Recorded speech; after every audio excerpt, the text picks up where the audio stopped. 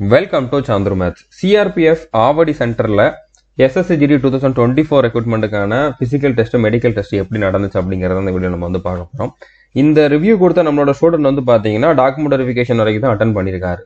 அவர் வந்து மெடிக்கல் இன்னும் அட்டன் பண்ணவே இல்லை, 4 நாள் டைம் கொடுத்துருக்காங்க, அதுக்கப்புறம் வர சொல்லியிருக்காங்க. ஸோ அந்த மாதிரி 18 பேரில் 14 பேருக்கு சொல்லியிருக்காங்க டாக்குமெண்ட்ல வந்து இந்த மாதிரி இருந்துச்சு அப்படிங்கிறனால.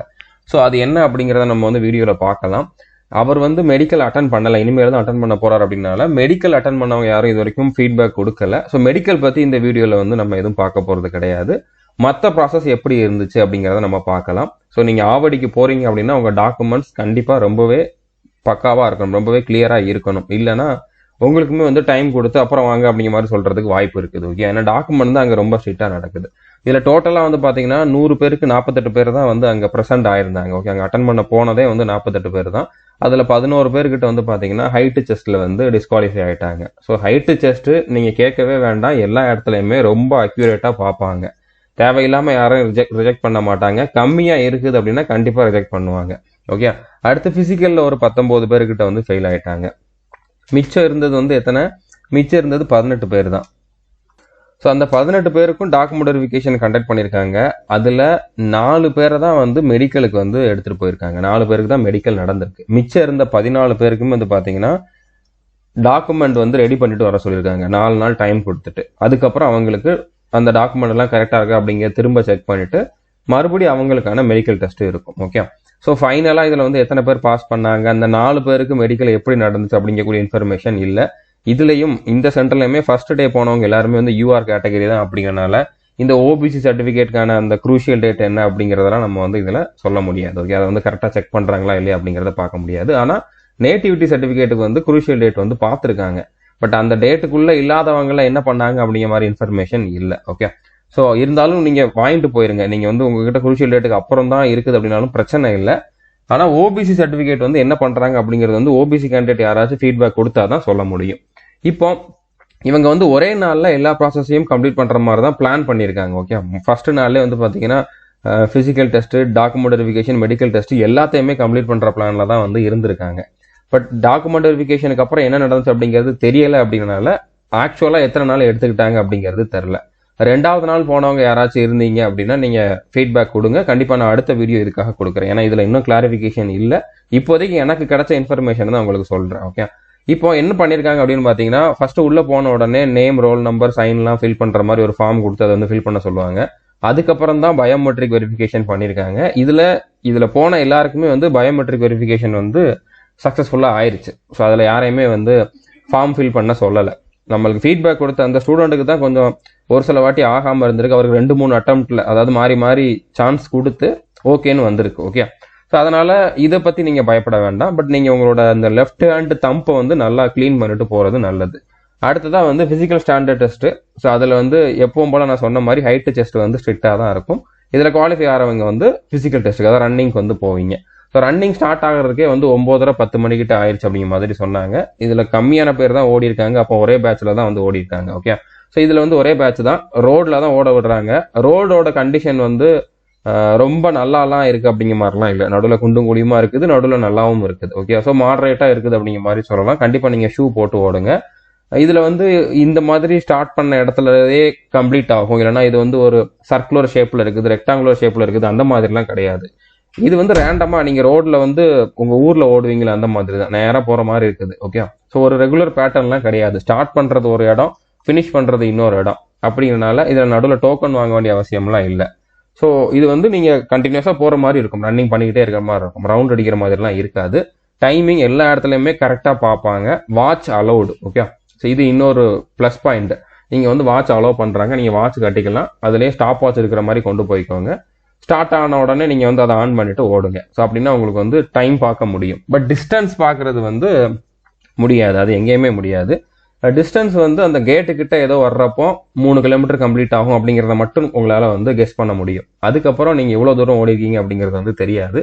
நீங்க கரெக்டா அந்த எல்லாரோடையுமே சேர்ந்து ஓடுனீங்க, கொஞ்சம் நல்லா பண்ணீங்க, நல்லா ப்ராக்டிஸ் பண்ணியிருந்தீங்க, அதே ஸ்பீட்ல அங்க ஓடிட்டீங்க அப்படின்னா கண்டிப்பா பாஸ் பண்ணிடலாம். ஓகே, ஸோ புரிஞ்சிருக்குன்னு நினைக்கிறேன். அடுத்ததா டாக்குமெண்ட் வெரிஃபிகேஷன் அன்னைக்கே ஸ்டார்ட் பண்ணிட்டாங்க. 11:30 இருந்து 6 மணி வரைக்கும். ஓகே, அதாவது ரன்னிங் முடிஞ்சு 11:30க்கு வந்து டாக்குமெண்ட் வெரிஃபிகேஷன் ஸ்டார்ட் பண்ணியிருக்காங்க. 6 மணிக்கு வந்து கம்ப்ளீட் ஆயிருக்கு. 6 மணி வரைக்கும் வந்து நடந்திருக்கு. இதுல நடுவில் எங்கேயுமே வந்து சாப்பிட விடலை. ஓகே, உள்ள வந்து கேன்டீன் இருந்தாலுமே அவங்கள சாப்பிட்றதுக்கெல்லாம் அலோவ் பண்ணலை. ஸோ தண்ணி மட்டும் தான் நீங்கள் குடிச்சுக்கணும். முடிஞ்சா பிரெட்டு, ஃப்ரூட்ஸ் அந்த மாதிரி கொண்டு போய்க்கோங்க. ட்ரை ஃப்ரூட்ஸ் அந்த மாதிரி வேணா நீங்கள் வந்து கொண்டு போய்க்கோங்க. ஏன்னா அவங்கள எங்கேயுமே விடலை. ஓகே, சாப்பிட்றதுக்கெல்லாம் அலோவ் பண்ணவே இல்லை. அதனால தண்ணி எல்லாமே நீங்கள் கொண்டு போயிருங்க. ஸோ இதில் வந்து முக்கியமாக இவங்க செக் பண்ணுறது வந்து பார்த்தீங்கன்னா கேண்டிடேட்டோட நேம் வந்து அப்ளிகேஷனில் எப்படி இருக்குது, 10th மார்க் ஷீட்டில் எப்படி இருக்குது, இந்த ரெண்டும் ஒரே மாதிரி இருக்குது அப்படின்னா பிரச்சனை இல்லை. இதில் மிஸ்மேட்ச் ஆகுது அப்படின்னா கண்டிப்பாக அஃபிடவிட் இருக்கணும். இதை பற்றி நான் முன்னாலேயே சொல்லியிருந்தேன். ஓகே, ஸோ அஃபிடவிட் வாங்கிட்டு போயிருந்தீங்கன்னா பிரச்சனை இல்லை. அதுக்கப்புறம் நிறைய பேர் இந்த 14 பேரை வந்து எதுக்காக திருப்பி அனுப்புனாங்கன்னா ஃபாதர் நேமில் வந்து மிஸ்மேட்ச் ஆகிறனால தான். ஃபாதர் நேம் வந்து அப்ளிகேஷன்லையும் நேட்டிவிட்டி சர்டிஃபிகேட்லையும் ஒரே மாதிரி இருக்குதா அப்படிங்கிற மாதிரி பார்க்குறாங்க. நேட்டிவிட்டி வச்சு தான் செக் பண்ணியிருக்காங்க. ஓகே, பட் நீங்கள் போகிறப்போ எல்லா டாக்குமெண்ட்லையுமே உங்களோட நேமும் கரெக்டாக இருக்கான்னு பார்த்துக்கோங்க. ஃபாதர் நேம் எங்கெல்லாம் வருதோ அதுலலாம் ஒரே மாதிரி இருக்கு, அப்ளிகேஷனில் கொடுத்த மாதிரி தான் இருக்கான்னு பார்த்துக்கோங்க. ஸோ இந்த மாதிரி மிஸ்மேட்ச் ஆனவங்களுக்கு ஒருத்தர் வந்து இப்போ அப்பாவோட பேரில் இனிஷியல் போட்டு அப்ளை பண்ணியிருக்காரு, ஆனால் அவரோட நேட்டிவிட்டி சர்டிஃபிகேட்டில் அப்பாவோட நேமில் இனிஷியல் இல்லை. இது ஒரு பெரிய ப்ராப்ளம் கிடையாது. நார்மலாக இது வரைக்கும் இதை பார்த்தது கிடையாது. எப்பவுமே வந்து பார்த்தீங்கன்னா நீங்கள் இந்த எஸ்எஸ்சி ஜிடியோட இந்த ப்ராசஸில் பர்டிகுலராக அந்த டாக்குமெண்ட் வெரிஃபிகேஷனில் வந்து புதுசாக ஒன்று வந்து ஒவ்வொரு வருஷமும் வந்து ஃபாலோ பண்ணுவாங்க. ஒரு சில நேரம் ஒரு சில விஷயத்த ரொம்ப ஸ்ட்ரிக்டாக பார்ப்பாங்க, ஒரு சில நேரம் ப்ராப்ளம் இருந்தாலும் அதை வந்து கண்டுக்க மாட்டாங்க. ஏன்னா இது அப்படிதான், இந்த டிபார்ட்மெண்ட் வந்து அந்த மாதிரி தான். அதில் வர்றவங்க ஒவ்வொருத்தரும் ஒவ்வொரு மைண்ட் செட்டில் இருப்பாங்க. இது ஒரு நெகட்டிவ் பாயிண்ட் தான். ஓகே, இதுல வந்து அவங்கள பாராட்டுறதுக்கு எதுவுமே கிடையாது. கரெக்டான ஒரு ப்ராசஸை வந்து ஒவ்வொரு வாட்டியும் வந்து ஃபாலோ பண்றதே கிடையாது. இஷ்டத்துக்கு அவங்களுக்கு என்ன தோணுதோ அதை பண்றது. ரொம்ப ரூல் ஃபாலோ பண்றேன், நான் ரொம்ப ஸ்ட்ரிக்டா இருக்கேன்னு அவங்களே நினைச்சுக்கிட்டு தேவையில்லாம வந்து இதுல அட்டன் பண்ண வர கேண்டிடேட்டை வந்து ரொம்ப சஃபர் பண்ண வைக்கிறது. இது வந்து கண்டினியூஸா நடந்துகிட்டே தான் இருக்குது. ஒன்னு ஆவடி நடக்குது, இல்லைன்னா வந்து சிவகங்கை நடக்குது. ஓகே, ஏன்னா அதை பண்றவங்களுக்கே வந்து அந்த எக்ஸ்பீரியன்ஸ் இருக்காது. ஒரு இதை கொடுத்துட்டாங்க அப்படின்னோடனே அவங்க வந்து ஒரு புக்கை படிச்சுட்டு அதை பண்ற மாதிரி ப்ராக்டிக்கலா என்ன நடக்குது, எப்படி இருக்குது அப்படிங்கிற அந்த நாலேஜே இல்லாதவங்க வந்து இதை செக் பண்றதுதான் இதுக்கு காரணம். ஓகே, இதுக்கு நம்ம யார்ட்டையும் போய் சொல்ல முடியாது, யார்ட்டையும் போய் கம்ப்ளைண்ட் பண்ண முடியாது. அந்த டிபார்ட்மெண்ட் அப்படிதான். அதுல வர்றவங்க எல்லாமே வந்து பாத்தீங்கன்னா நான் ஓப்பனா ஒரு சில விஷயத்த சொல்ல விரும்பல. ஓகே, அப்படிதான் இருப்பாங்க. நம்ம கொஞ்சம் அட்ஜஸ்ட் பண்ணிட்டு தான் போகணும். ஸோ இதுல வந்து பாத்தீங்கன்னா அந்த 14 பேருக்குமே வந்து 4 நாள் டைம் கொடுத்துருக்காங்க. அப்பாவோட பேர்ல வந்து மிஸ்மேட்ச் ஆகுது, இனிஷியல் இருக்குது, இனிஷியல் இல்லை, இதுல வேறமா இருக்குது, அதுல வேறமா இருக்குது அப்படிங்கனால அப்பா பேருக்கு ஒரு அஃபிடவிட் வாங்கிட்டு வாங்க அப்படின்னு சொல்லி 4 நாள் டைம் கொடுத்துருக்காங்க.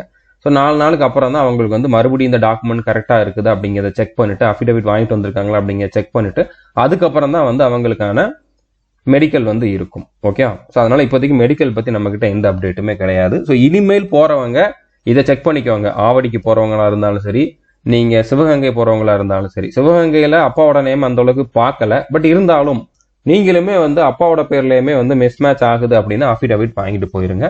உங்க பேர்லயுமே வந்து ஏதாச்சும் மிஸ்மேட்ச் ஆகுதுன்னா அஃபிடவிட் வாங்கிட்டு போயிருங்க. அஃபிடவிட் எப்படி வாங்கணும், எந்த மாதிரி நீங்க நேமெல்லாம் செக் பண்ணணும் அப்படின்னு சொல்லி நான் ஆல்ரெடி வீடியோ போட்டிருக்கேன். இப்போ ரீசெண்டா தான் இதுக்கான அட்மிட் கார்டு டவுன்லோட் பண்ற வீடியோ போட்டதெல்லாம் நான் சொல்லியிருப்பேன். அதுக்கான ஃபார்மேட்டே காட்டியிருப்பேன். அதை பார்த்துக்குவாங்க. ஓகே, பார்க்காதவங்க அந்த வீடியோ பார்த்துக்குவாங்க. அதே மாதிரி நேட்டிவிட்டி சர்டிஃபிகேட்ல குரூஷியல் டேட் செக் பண்ணியிருக்காங்க. பட் அதுல அந்த குரூஷியல் டேட்டுக்கு அப்புறம் வாங்கினவங்களுக்கு என்ன பண்ணாங்க அப்படின்னு சொல்லி அப்டேட் இல்லை. ஓகே, ஸோ எல்லா சர்டிஃபிகேட்டுமே ஒரிஜினல் இருக்கணும், ஒரு ஜெராக்ஸ் காப்பி வந்து இருக்கணும். ஸோ புரிஞ்சிருக்குன்னு நினைக்கிறேன். மெடிக்கல் டெஸ்ட் பத்தி நம்ம கிட்ட எந்த அப்டேட்டும் இப்போதைக்கு இல்லை. அதை பத்தின அப்டேட் வர்றப்போ நான் சொல்றேன். ரீமெடிக்கலும் என்ன பண்றாங்க அப்படிங்கிற மாதிரி தெரியல. அகாமடேஷன் அங்க கிடையாது. ஓகே, ஆனா இது வந்து சென்னை தான், ஆவடி தான் அப்படிங்கறனால உங்களுக்கு பக்கத்துல ரூம்ஸ் எல்லாம் கிடைக்கும். ஓகே, ரூம்ஸ் எல்லாம் அவைலபிளா இருக்கும். மேக்சிமம் இந்த ஃபர்ஸ்ட் பேட்ச்ல வந்தவங்க வந்து எல்லாருமே சொந்தக்காரங்க வீட்டுல இல்லைன்னா லோக்கல்ல இருந்து வந்தவங்களா தான் இருந்தாங்களாம். ஸோ அதனால அந்த ரூம்ஸ் எங்க எவ்வளவு காஸ்ட்ல கிடைக்குது அப்படிங்கக்கூடிய அந்த டீட்டெயில் இல்லை. ஆனா லாஸ்ட் இயர் இந்த இடத்துக்கு நம்ம ஸ்டூடெண்ட்ஸ் நிறைய பேர் போயிருந்தாங்க. பக்கத்துல ஏதோ ஒரு இடத்துல வந்து ரூம் வந்து கம்மியான பிரைஸ்ல வந்து கிடைக்குது அப்படிங்கிற மாதிரி சொன்னாங்க. ஓகே, ஸோ நீங்க கொஞ்சம் விசாரிச்சுக்கோங்க. வெளியூர்ல இருந்து போனீங்க அப்படின்னா கண்டிப்பா உங்களுக்கு இது சிட்டி தான் அப்படின்னால பிரச்சனை இல்லை. ஆனா இங்க ஐடிபிபி போறவங்களுக்கு தான், ஐடிபிபி சிவகங்கை போறவங்களுக்கு தான் ப்ராப்ளம். அது வந்து அவுட்டர்ல இருக்க ஏரியா அப்படின்னால அகாமடேஷன்ல அங்க வந்து ப்ராப்ளம் இருக்குது. ஓகே, ஸோ புரிஞ்சிருக்குன்னு நினைக்கிறேன். தமிழ் ஸ்டாஃப் கண்டிப்பா இருக்காங்க. உங்களுக்கு எதுவும் ப்ராப்ளம், எதுவும் உங்களோட மெசேஜ் வந்து அவங்களுக்கு கன்வே பண்ணணும் அப்படின்னா நீங்க அவங்க மூலமா பண்ணிக்கலாம். இதுலயுமே வந்து பாத்தீங்கன்னா இப்போதைக்கு அந்த 100 பேர்ல ரன்னிங் குவாலிஃபை ஆனதே 18 பேர் தான். ஓகே, அதுல இப்போதைக்கு 4 பேருக்கு தான் மெடிக்கல் நடந்திருக்குது. மிச்சம் 14 பேருக்கு மெடிக்கலும் நடக்கல. ஸோ அப்படி பாக்குறப்போ ரொம்ப கம்மியான பேர் தான் ஃபைனலாக ஃபிட் ஆகி வர்றாங்க. ஓகே, அப்படிங்கிறனால ஃபைனல் கட் ஆஃப் வந்து இன்க்ரீஸ் ஆகிறதுக்கு சான்ஸ் ரொம்ப ரொம்ப கம்மி தான். ஸோ நீங்கள் வந்து ஜஸ்ட் பாஸ் ஆயிருந்தாலுமே கண்டிப்பாக அட்டன் பண்ணுங்க, விட்டுறாதீங்க. ஓகே, நான் எனக்கு வந்து கிடைக்குமோ கிடைக்காதோ அப்படிங்கிற மாதிரி நீங்கள் இருந்துட வேண்டாம். உங்களுக்கு கிடைச்ச சான்ஸை மிஸ் பண்ணிட வேண்டாம். ஓகே, ஸோ புரிஞ்சிருக்கும்னு நினைக்கிறேன். இதே மாதிரி நான் வந்து ஐடிபிபி சிவகங்கையில் நடந்த ரிவ்யூவும் கொடுத்துருக்கேன். அதில் இன்னும் நிறைய பாயிண்ட்ஸ் வந்து டிஸ்கஸ் பண்ணியிருக்கேன். ஸோ அந்த வீடியோ பார்க்காதவங்க பார்த்துக்கோங்க. All the best. தேங்க்யூ.